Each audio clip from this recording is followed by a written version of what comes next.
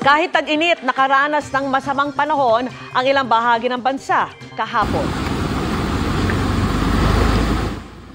Ganyan po kalakas ang ragasan ng baha sa bahaging yan ng Alamada, Cotabato. Dahil sa laki ng tubig, stranded ang ilang motorista. Ang pag-apaw ng tubig kasunod ng matinding buhos ng ulan.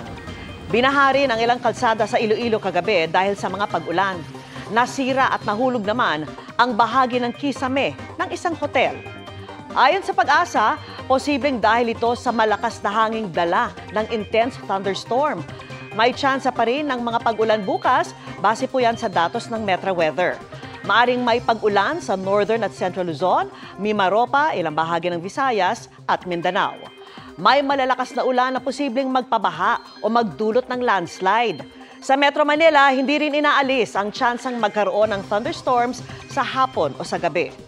At dahil sa mainit na easterlies, maalinsangan din bukas at aabot sa danger level ang heat index sa 17 lugar. Pinakamataas ang 45 degrees Celsius hanggang 44 degrees Celsius naman sa Metro Manila. Samantala, nag-dissipate o nalusaw na ang binabantayang low pressure area nitong mga nakalipas na araw. Pero sa latest data ng Pag-asa, may dalawang panibagong sama ng panahon na posibleng mabuo sa mga susunod na araw o linggo, kaya patuloy na tumutok sa mga update.